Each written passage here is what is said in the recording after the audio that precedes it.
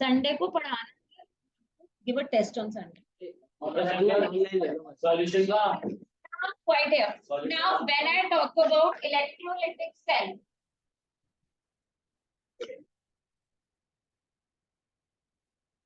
Electrolytic cell क्या होता है बताओ?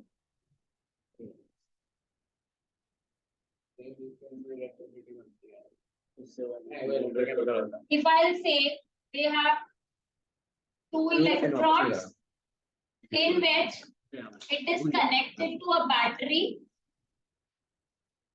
and the negative side is cathode, positive side is anode. Oxidation यहाँ पे एनोड पे ही होती है। ऑक्सीडेशन का मतलब क्या होता है युवराज? हाँ बेटा, loss of electrons means loss of electron and here it's gain of electron. ठीक है, अब दो चीजें इसमें हमें पढ़नी है। हमें ये पढ़नी है कि या तो हम इनर्ट इलेक्ट्रोड ले रहे हैं। अब इनर्ट इलेक्ट्रोड के मतलब क्या होता है हमारा? जो पार्टिसिपेट ना करे, तो वो कौन से होते हैं? दो ही होते हैं, that is platinum and graphite. जहां ही आपका ऐसे इलेक्ट्रोड आ जाए कि जहां पे हम ये कहें कि कॉपर का इलेक्ट्रोड है, यानी कॉपर का सॉल्यूशन भी और कॉपर का इलेक्ट्रोड भी है, या हमने बोलिया मरकरी का इलेक्ट्रोड है, तो यहाँ पे आपकी पार्टिसिपेशन इलेक्ट्रोड्स की शुरू हो जाती है। तो आपका जो आउटपुट होता है ना कि कैथोड पे कौन जाएगा या एनोड पे कौन जाएगा, वो बिल्कुल बदलना शुरू हो जाता है। So we have to understand that only. तो फर्स्ट जो हम पढ़ने जा रहे हैं वो हम पढ़ेंगे NaCl और मोल्टन फॉर्म में। अब जब NaCl डिसोसिएट करेगा तो it will give you Na plus plus Cl-। अब मुझे बताओ कि इस पे कौन सा जाएगा, कैथोड पे और एनोड पे? बोलो। पे Na प्लस, कैथोड पे Na प्लस जाएगा, it will gain electron and get deposited. So हम लिख सकते हैं Na इज डिपॉजिटेड है, और यहाँ पे Cl, so Cl minus will take up one electron and give you Cl2. So we can say Cl2 gas is liberated या evolved. Clear? ये हमने कब किया है? When we are talking about platinum electrodes. क्यों? क्योंकि इनर्ट है, participate नहीं कर रहे हैं बॉन्डिंग के अंदर या कहीं भी रिएक्शन के अंदर, हम ये बात कर रहे हैं।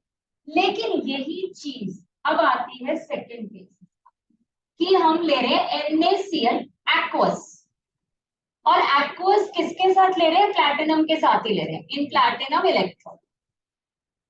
अब क्वेश्चन आता है कि यहाँ पे कैथोड और एनोड पे कौन जाएगा?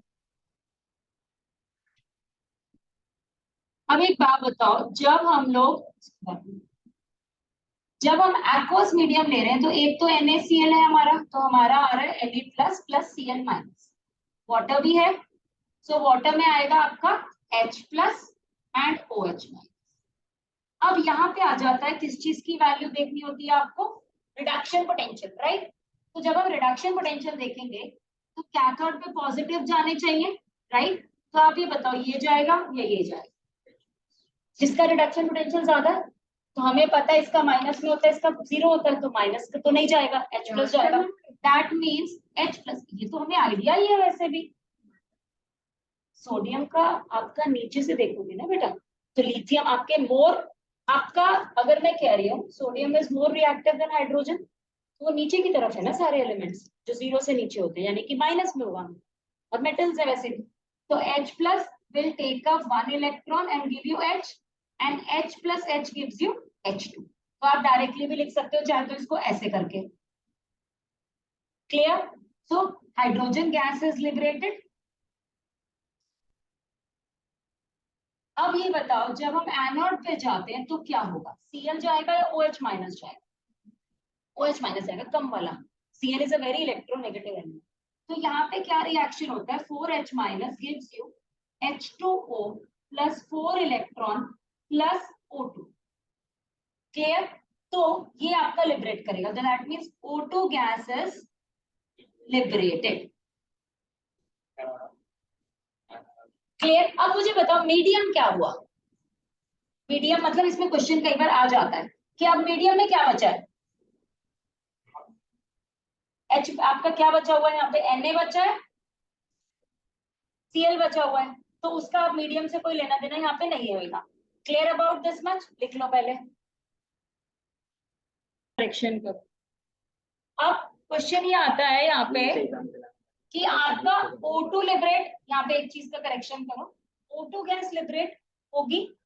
अब आता है क्वेश्चन यहाँ पे Cl2 को लेकर। अच्छा तुम लोगों को ये चीज पढ़ाई नहीं थी लास्ट में, लास्ट ईयर ना।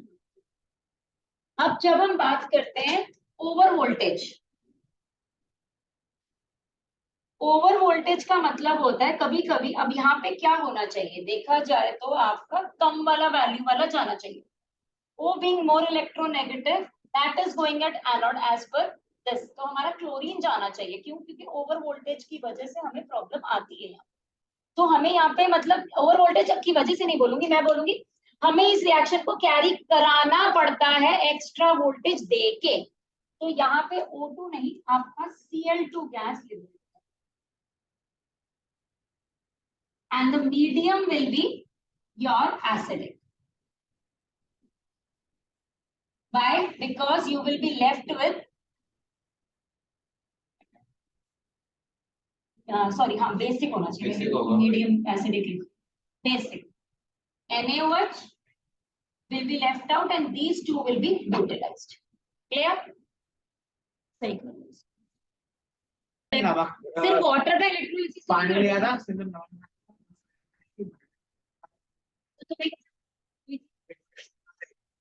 तुम्हें कैसे पता वो O2 थी? वीडियो ने बताया था।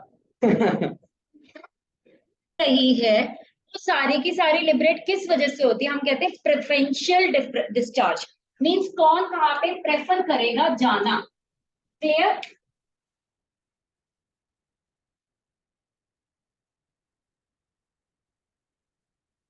तो इसके लिए एक छोटा सा ट्रेंड लिख लो, it can help you in, basically दिक्कत पता है कहाँ आती है आपको, दिक्कत एनायंस में आती है, केटायंस में ज्यादा दिक्कत नहीं आती, क्योंकि केटायंस में हमें पता होता है, केटायंस क्या सॉरी कैथोड पे हमें पता होता है कि जिसका भी रिडक्शन पोटेंशियल ज्यादा होगा दैट विल गो, ये हमें बहुत क्लियरली पता रहती है चीजें। लेकिन जब बात आती है एनोड की, क्यों? देखो हम सॉल्ट्स लेते हैं कैसे, SO4 के, NO3 के, PO4 के, Cl के साथ, Br के साथ, सारे सॉल्ट्स मोस्टली ऐसे ही होते हैं। एनायंस क्या तुमने केटायंस लिए, कैथोड पे गए हैं, तो तुम्हें समझ में आ जाता है, उसके हिसाब से इजीली ट्रेंड निकाल लेते हैं। बट जहां पे ही हमारे ये आने लग जाए SO4 minus, NO3 minus, then you have is OH minus, Cl minus, Br minus, I minus, ये जो मैंने ट्रेंड चलाया है ये यही वाला ट्रेंड, ये मोस्टली सॉल्ट्स हैं तो इन्हें याद रख लो। अब देखो इसके लिए you can use S word, यहां से ले लो, नो ले लो यहां से, OH and then this, you can use it like this if you want। ये क्या कुछ भी नहीं किया, I'm तो taking one words, but यहाँ पे बस आपको याद रखना है, CBI है। क्लियर? नाउ अब तुम लोग मुझे प्रोडक्ट्स बताते जाओगे when I am asking you certain. Clear? अगर मैं NaCl का नहीं, not NaCl, let's go for this one, copper sulphate, aqueous copper sulphate को if I am reacting it with electrolysis में इसका करा रही हूँ इन प्लैटिनम इलेक्ट्रोड, तो बताओ क्या क्या बन सकता है at cathode and anode. Copper sulphate platinum electrode है, मतलब ये तो पार्टिसिपेट करेगा नहीं, तो आयन तो यही तो बचे और वाटर का भी बचा, तो हमारे पास आयन कौन कौन से आ गए, एक ये आ गया, एक हमारे पास ये आ गया, एक हमारे पास एक ये आ गया और एक ये। अब तुम बताओ कि कैथोड पे कौन सा जाएगा और एनोड पे?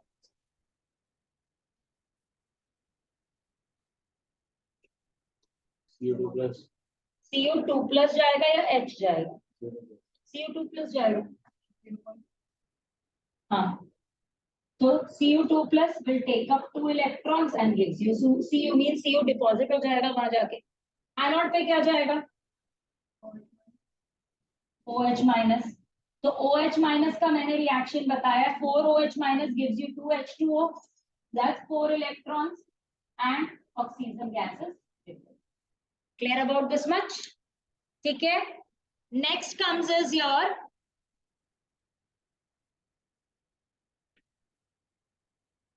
AgNO3 का करो जरा. Aqueous AgNO3 in platinum electrode. बताओ जल्दी से.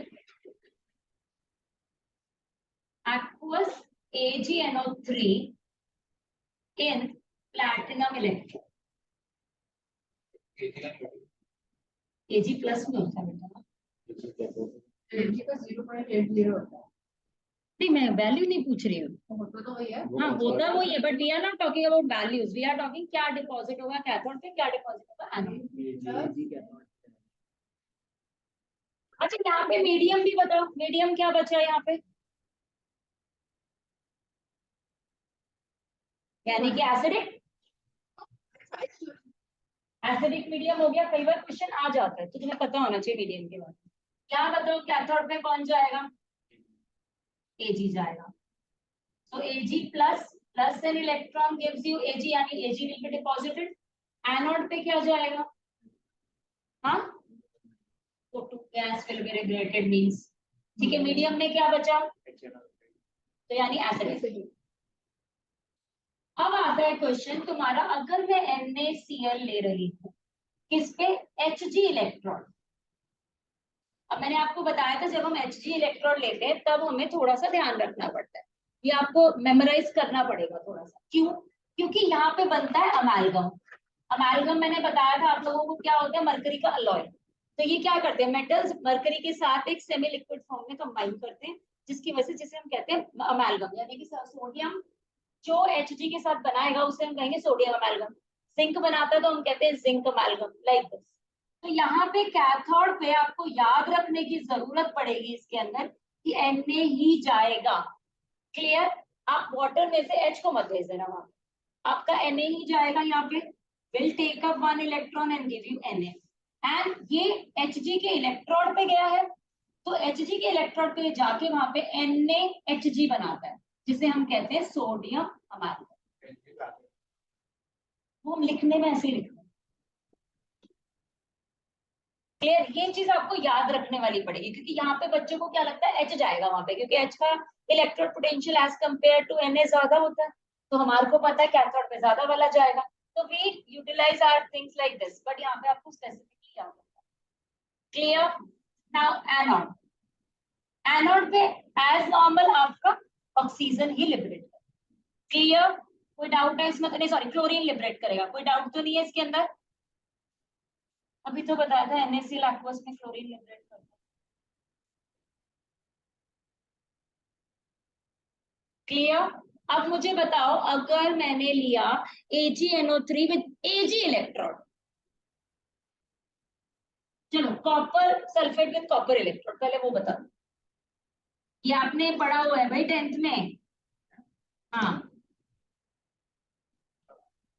With copper electrode.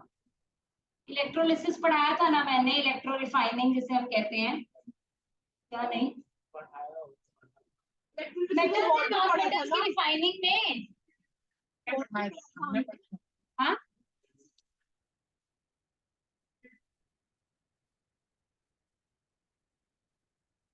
नहीं नहीं, ये वो वाला नहीं है. ये इम्प्योर कॉपर प्योर कॉपर वाला होता है ये.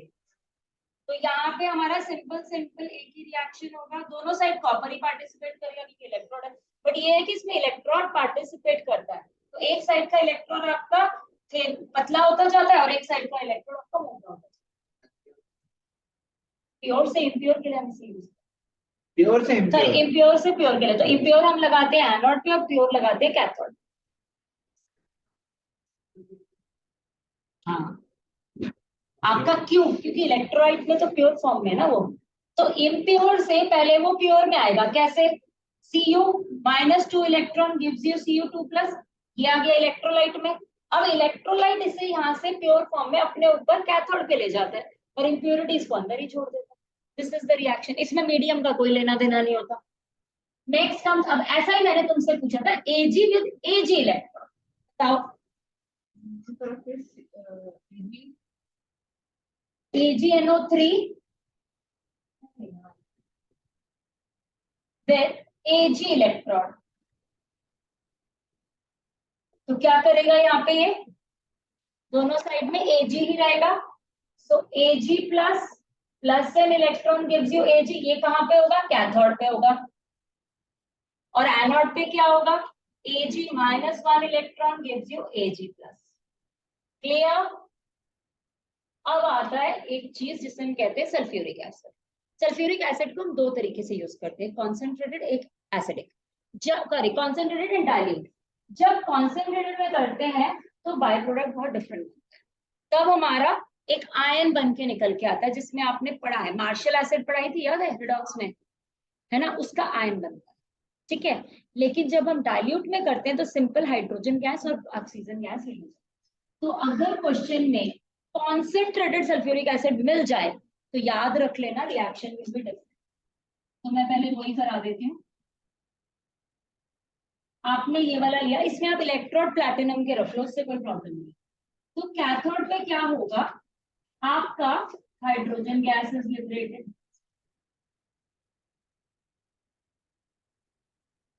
और एनोड पे क्या होगा, आपका oxygen gas is liberated. Sorry, ये तो कॉन्सेंट्रेटेड है, मैं लिख उसके लिए डाइल्यूट की।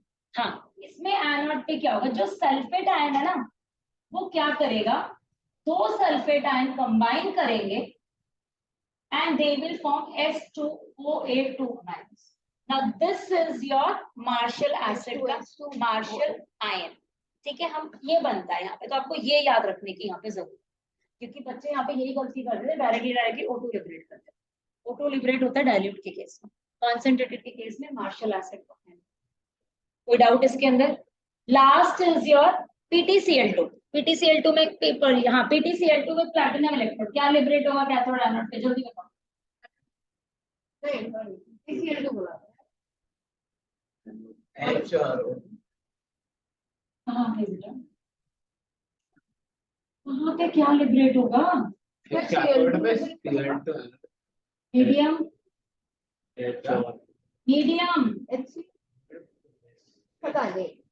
नहीं एक्वस है अगर, PtCl2 कौन तो सा एक बार होता बताओ, है? H प्लस है, OH माइनस है, Pc2 प्लस है, और Cl माइनस है, आपके पास ये आयन। एसिडिक कैथोड पे क्या गया, PtCl2 कौन सा होता है? एनोड पे क्या गया,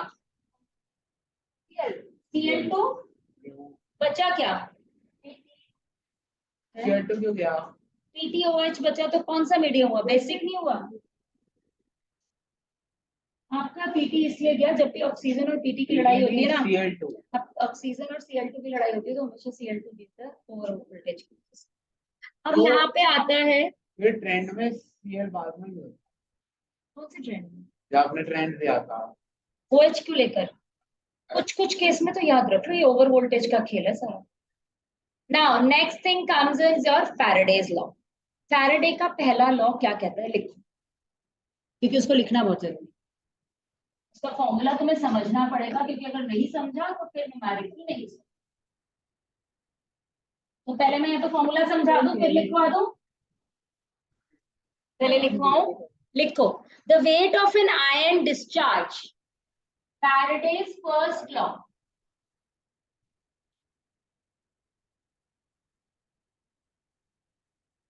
the weight of ion discharge यानी कि W, the weight of ion discharge is directly proportional to the amount of charge passed through it, यानी कि charge means Q। यही बोला मैंने, weight of an ion discharge is directly proportional to the quantity of charge passed through it। अब इस proportionality को जब हम हटाते हैं तो हमें Z आता है। Z क्या है, इलेक्ट्रोकेमिकल इक्विवेलेंस। क्या टू के आगे मतलब क्या, मैंने बोला the weight of ion discharge at the electrode is directly proportional to the quantity of charge passed through it। ये कहना ये चाह रहा है कि आपने जो एक इलेक्ट्रोड्स आप यहाँ लेते हो उस पर कुछ भी अगर जाके डिपॉजिट हो रहा है तो किस चीज पर डिपेंड कर रहा है, उसका अमाउंट किस चीज पर डिपेंड कर रहा है, कितना चार्ज आप उसके ऊपर दे रहे हो। क्लियर? तो ये हमारा बना, दिस इज इलेक्ट्रोकेमिकल इक्विवेलेंस।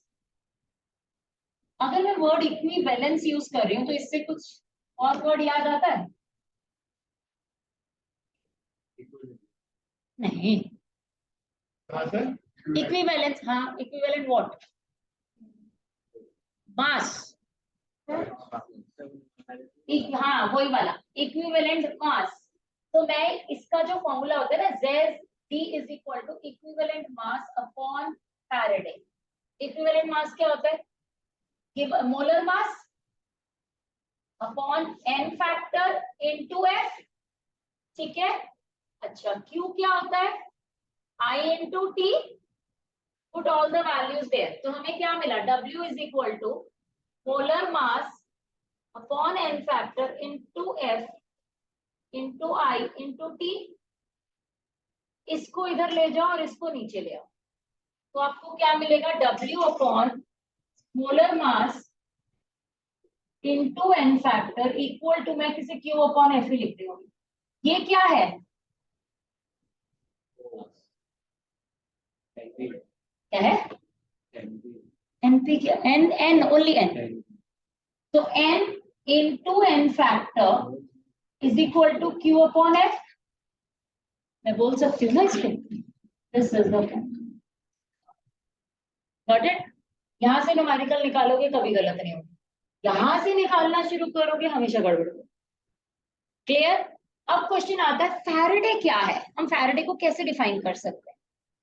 तो लिख लो, फैराडे होता है, अगर मैं कहूंगा मेरे को 1 फैराडे डिफाइन करना है, तो मैं इसे बोलूंगी charge of 1 mole of electron, यानी कि ये इक्वल होता है Na इंटू 1.6 इंटू 10⁻⁻19 के बराबर।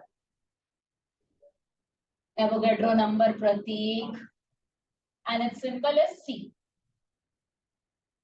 क्लियर? और इसकी वैल्यू क्या होती है? मैंने क्या बताया? 96500।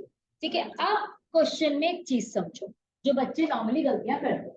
अगर मैंने यही क्वेश्चन है, चलो इसी को ले, NaCl वाले, यहाँ पे मैंने क्या लिखा था अभी? Na plus 1 electron gives you Na। अगर मैं बोलूं यहाँ पे चार्ज क्या है, फैराडे कितने हैं यहाँ पे, तो क्या बोलोगे तुम? हमेशा याद रखो, जो ये वैल्यू होती है ना, this is you will utilize here 1 Faraday, हम इसे बोलेंगे क्योंकि वही बात तो वही है, वो देखो वही तो लिखा है, is equal to 1 mole of Na। अगर मैं यहाँ लिख दूं Mg2 plus 2 electron gives you Mg2 plus, तो आप क्या लिखोगे? 2 फैराडे इसका चार्ज है, मींस 2 मोल ऑफ Mg। अगर मैं बोलूं MnO4 minus changes to Mn2 plus, तो कितना फैराडे यूटिलाइज हो रहा है? O4 माइनस टू Mn5, हाँ, तो 5 मोल यानी। क्लियर? ऐसे क्वेश्चन निकालते हैं। अब क्वेश्चन में ऐसे भी दिया हो सकता है, how much charge is required for the following reduction. Please आपको दे दिया जाए क्वेश्चन में, I am rubbing this part.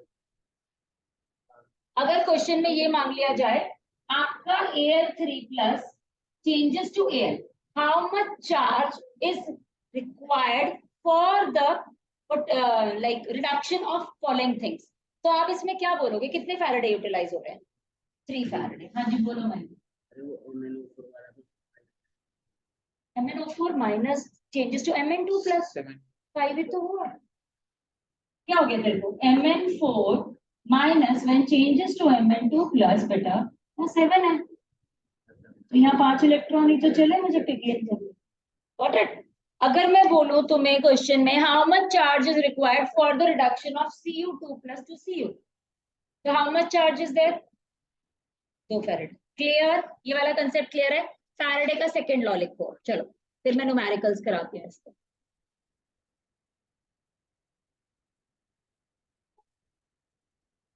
इसमें प्लस माइनस में देखते हैं। इसमें प्लस माइनस क्यों देखेंगे? नहीं नहीं, देखो आपको रिडक्शन में ही तो पूछा जाता है क्वेश्चन, आपके ई नॉट वैल्यू के साथ रिडक्शन पोटेंशियल पे बनाया जाता है। आपका क्वेश्चन मोस्टली रिडक्शन से चलता है। हाँ, इसमें प्लस माइनस से कोई लेना देना नहीं। लिखो फैराडे का second law, when same amount of electricity, when same amount of electricity, again amount are, is passed through two or more different solution. Electricity is passed through two or more different solution. Then weight of the ion deposited at electrode is directly proportional to, then weight of the electrode, weight of the amount deposited at electrode is directly proportional to electrochemical equivalence. Now what soften? So where you are, then the weight of deposited at the electrode, Weight of the is amount. weight of the ion लिख लो, weight of the ion deposited at the electrode is directly proportional to Z. Now Z तो तुम्हें पता है क्या है, electrochemical equivalence. Clear? अब अगर मैं इसकी proportionality के साइन को हम डायरेक्टली हटा ही देते हैं, तो हम यहाँ पे क्या लिखेंगे, कैपिटल MF, जो हमारा आपने क्या पढ़ा हुआ है यहाँ पे, चलो मैं इसको ऐसे लिख दूँ, equivalent mass upon Faraday which is equal to molar mass upon n factor into Faraday. यही पढ़ा है आपने. तो एक बात बताओ, अगर मैं इसको यहाँ पे ले आऊं, W on mm into n factor equal to 1 upon Faraday, ये क्या है, n into n factor equal to 1 upon Faraday. और अगर मैं बोलूं दो डिफरेंट इलेक्ट्रोलाइट्स है तो फैराडे फैराडे तो कट गया. So can I say like this कि N1 this NF1 is equal to N2 NF. Got it? Clear? Now let's start doing the numericals. रहा है आपको, a solution of copper sulfate is electrolyzed for 10 minutes. For 10 minutes. Now time given is 10 minutes. Means आपको इसे seconds में convert करना है. One minute. With a current of 1.10. What is the mass of copper deposited at the cathode? आपको W निकालना है. चलो फटाफट से निकाल के दो, फॉर्मूला मैंने आपको दिया हुआ है. Both of you, हमने फॉर्मूला अभी अभी क्या पढ़ा था इस वाले का बताओ. N into N factor is equal to I into T upon F. Right? आपका इसमें फैराडे कितना होगा एक बात बताओ, अगर कॉपर सल्फेट है तो फैराडे आपको मैंने क्या बताया, Cu प्लस में SO2 और SO2 माइनस में आया. जब ये कॉपर डिपॉजिट करेगा तो यहाँ पे दो इलेक्ट्रॉन गेन करेगा, तो फैराडे कितना हुआ, दो ही तो हुआ, 2 लिखोगे ना मतलब. क्लियर? N आपका कितना हुआ, अगेन 2 हुआ. नहीं, मोल्स तो निकालने पड़ेंगे, ये वो वाला N नहीं है, मैं भी तुम्हारे साथ वही बोलने जा रही थी. ये EMF वाला N नहीं है, ये मोल्स वाला N है. तो मास के आपको W निकालना है. मोलर मास कितना है, 63.5. N फैक्टर कितना होगा इसका, 2 होगा. Cu 2 प्लस से Cu पे जा रहा है तो 2 होगा. इक्वल टू I कितना है, 1.2.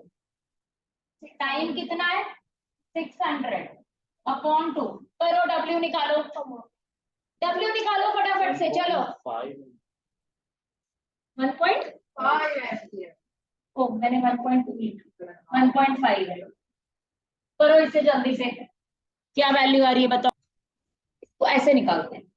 हमने फॉर्मूला क्या लिया है, W is equal to Z into Q. W हमें निकालना है. Z क्या है आपका, molar mass upon N factor into Faraday into I into T. अब यहाँ पे मोलर मास निकालो.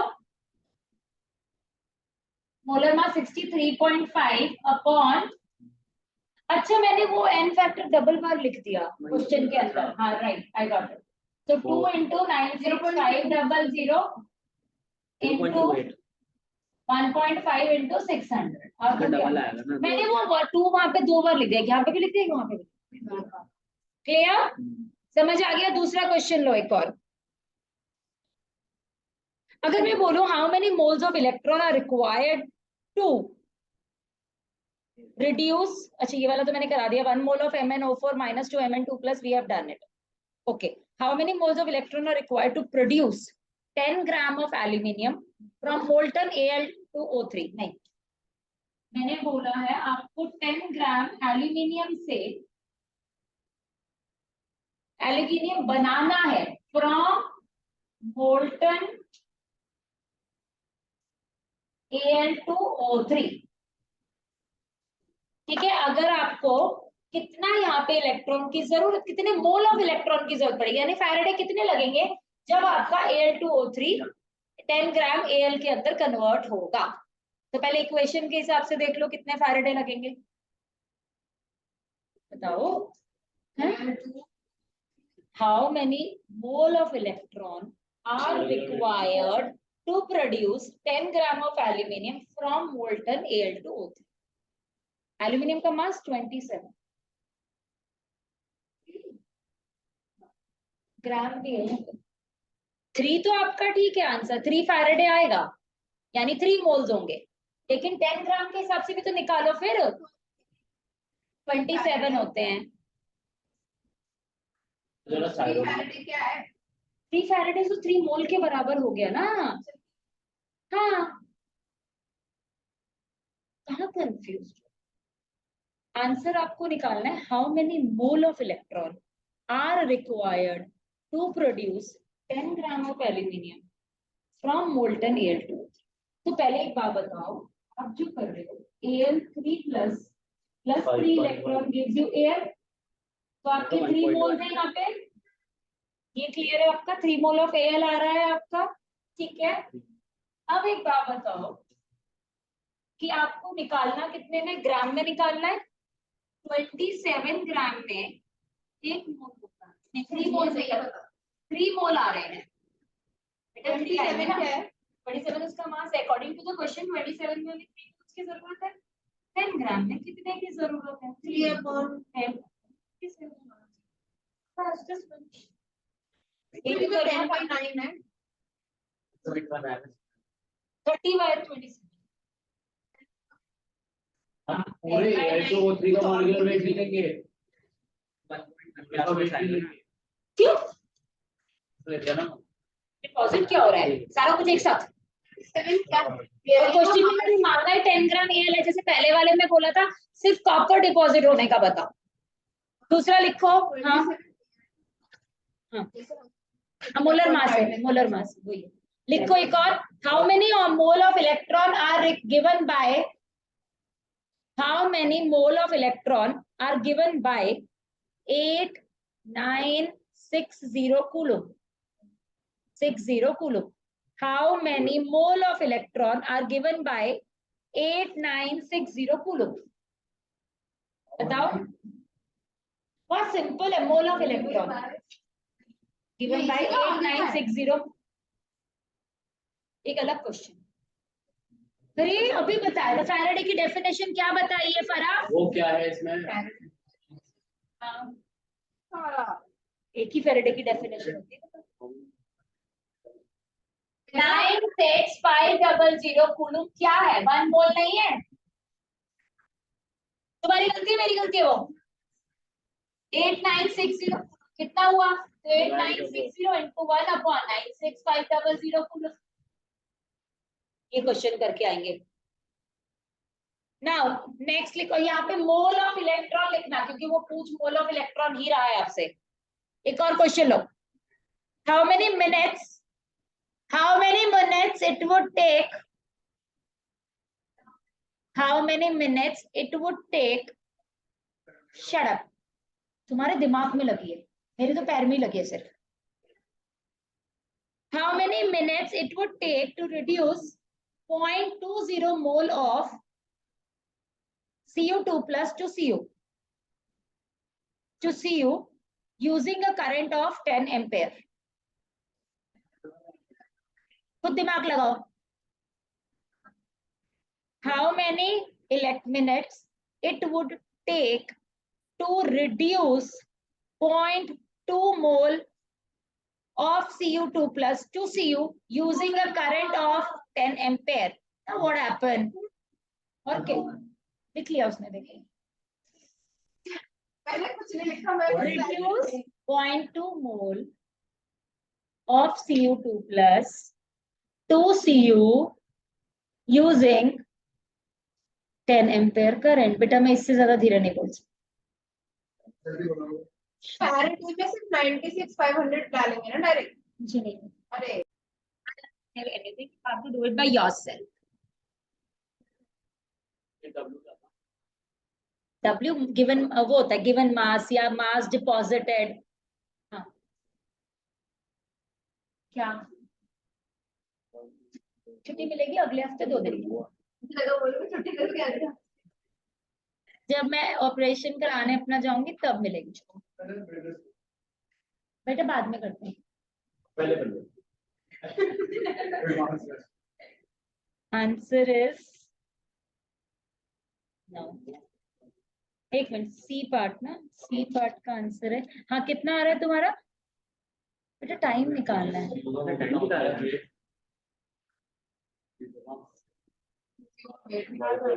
सीयू का भी तो बताया था 63.5 का. भी याद करोगे 12वीं के बाद? दिमाग खराब कर रखा है अभी तक, इनको याद ही नहीं रहा. बेटा डी ब्लॉक आएगा ना, उस टाइम ये तो रटे होने चाहिए.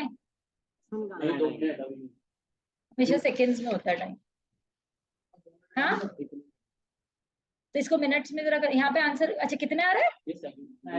गलत है. Answer is 3860 seconds. 60. हाँ हाँ आ गया. क्या वेरी गुड. सोते सोते सीख लिया इसने तो. मैं बस ये पूछ रही थी एफ में 96,500 यूज करना है कि नहीं. हाँ फैराडे तो हमेशा कांस्टेंट वैल्यू है. बाकी फॉर्मूला तो वही 3860 ओनली दैट मच. बीच में आया था फिर उड़ गया. आपको फॉर्मूला दोबारा से यही वाला यूज करो. निष्कर्ष यही वाला. तो आपको क्यू निकाल लिया आपने. क्यू कितना आया? क्यू कितना आया?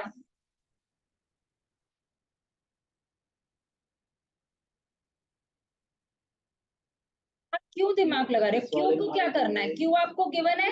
अच्छे से क्यू से डिवाइड कर दो. क्यू को मोल से मल्टीप्लाई नहीं किया. क्यू को मोल से मल्टीप्लाई नहीं किया होगा. 0.2 मोल था ना.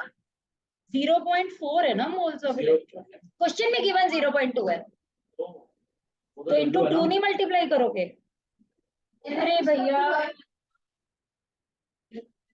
जैसे ये है देखो, मैंने यहाँ क्या बोला था? Cu2 plus takes up 2 electron तो गिव यू Cu होगा. तो कितने मोल यूज हुए? 2 यूज हुए ना बेटा, राइट. आप एक बार बताओ, 2 मोल ऑफ इलेक्ट्रॉन में आपका कितना कूलम है? 1 मोल ऑफ कॉपर है आपका. इसके हिसाब से चलो, इसके हिसाब से 1 मोल ऑफ कॉपर है. ठीक है. क्वेश्चन में कितना दिया है? 0.2 मोल. तो कितना हुआ? मैंने क्वेश्चन उल्टा लिख दिया.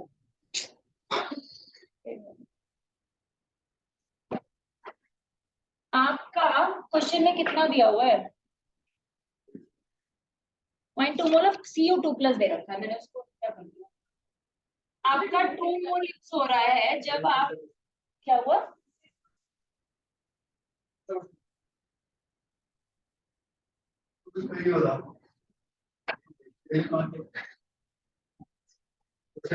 ये आया 0.4 मोल.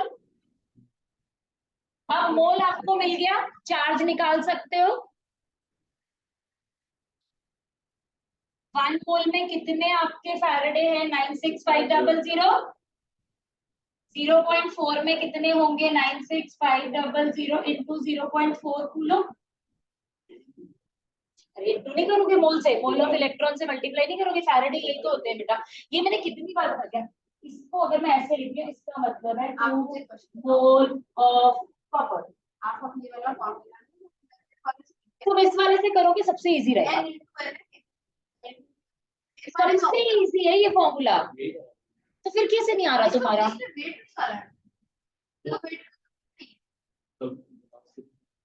N into NF equal to Q upon F है, डायरेक्टली रख दो। मैंने इसीलिए बोला था कि अगर यूनिट देखो बुक्स में ना तुम्हारे यूनिटरी मेथड दिए हुए हैं, but unitary method makes a very complicated numericals. So is it clear till here?